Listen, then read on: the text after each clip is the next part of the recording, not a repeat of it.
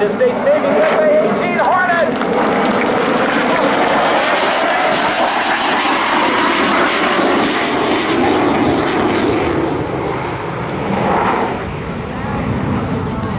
Now for his next maneuver as he accelerates now to over 400 miles per hour.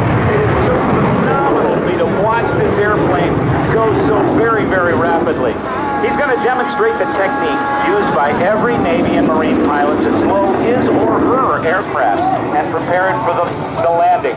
The Hornet's going to approach from the left at 500 feet and perform the overhead brake. He will then go into a decelerating 360-degree turn.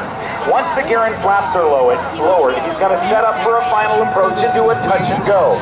I'll have you listen for those precise power changes as he gets close to the runway. Right now, this is what they do when they're coming into the carrier to land. It is very crowded on the deck of the carrier. During flight operations, they will land an airplane every 45 seconds. From the left, the F-A-18 Hornet's carrier brake.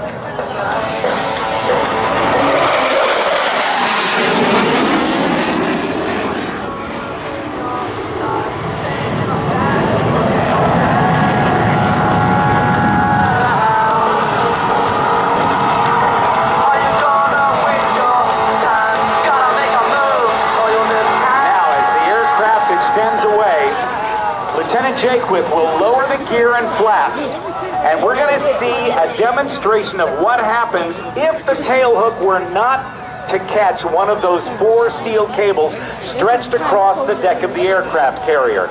No matter what happens, the pilot, whether he or she catches one of those wires or not, shoves the throttles forward in case of a bolter or a skipping of the hook over those wires, so that he has the power or she has the power to go around. Let's listen carefully for these precise power changes as he expertly guides the F-A-18 down toward the runway. We should be able to hear this very, very carefully. Aiming for a precise point on the runway. And then we'll see it go around. The landing signal officer, or the LSO, would then call bolter, bolter, bolter if that hook missed all the wires.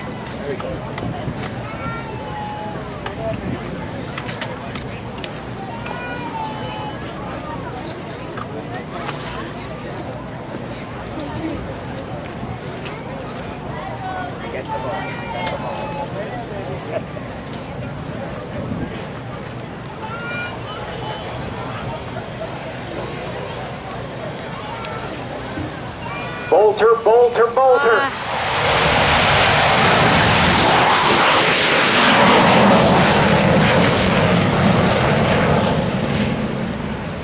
And as you can see, going into full afterburner. One more big round of applause for Lieutenant Brent Jaquith in the F-A-18 Hornet.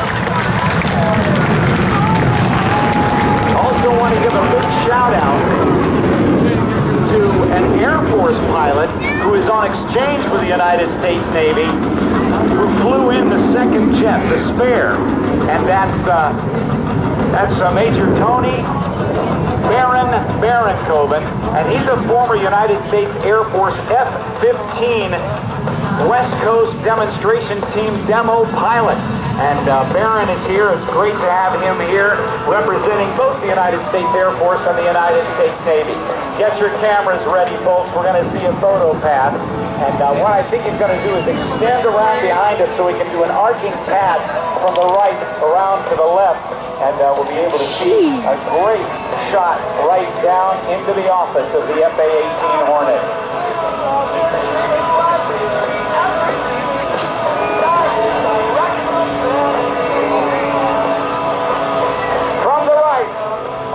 Pass. Here's the Hornet.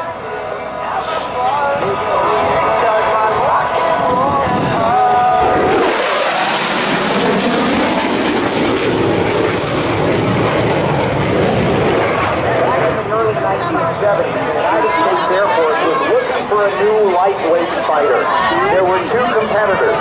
One was the General Dynamics YF-16. The other was the Northrop YF-17. Well, the YF-16 became the General Dynamics and now Lockheed Martin F-16 Fighting Falcon, flown by the United States Air Force Thunderbirds.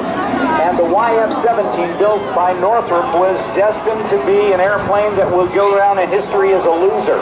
But the Navy looked at that design and liked the idea of two engines on that YF-17. So they got together with the folks at the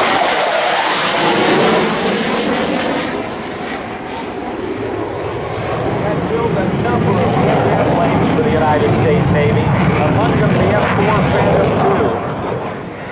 And they redesigned the landing gear, made some other changes, and that basic design of the YF-17 that lost with the Air Force became a huge winner for the United States Navy.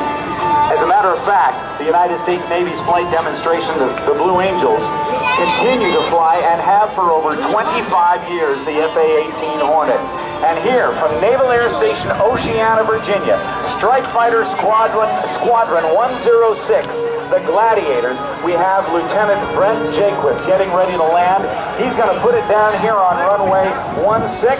He'll taxi by the crowd, he'll have the canopy up, and you'll be able to see him kind of face-to-face and let him know how much you appreciate not only his demonstration, but his service.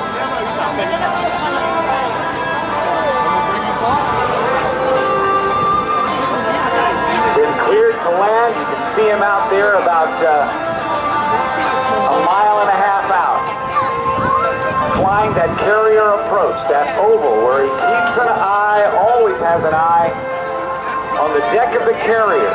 In flight operations, it's an angled carrier deck, and it is moving away from the pilot all the time.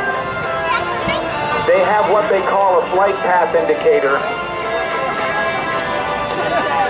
and they can put that in their HUD heads-up display, and they put that on the spot on the runway where they want to touch down. Each and every landing that these pilots make is graded. As a matter of fact, on every Marine Corps Air Station and Naval Air Station runway, there is painted on the runway an aircraft carrier landing area. So they literally have to put it right down on the proper spot. You can see the speed breakup between the twin tails of the F-A-18 Hornet. McDonnell Douglas started it.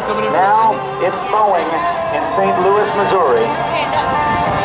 This design, as I mentioned earlier, is so good that when the Navy was looking for a replacement for the F-14 Tomcat, which was retired on September 22nd of 2006 from over 30 years service with the United States Navy, the airplane that replaced it was the F-A-18 Super Hornet with more powerful engines, a longer fuselage stretched by about 3 feet, and improved radar and weapons control capabilities.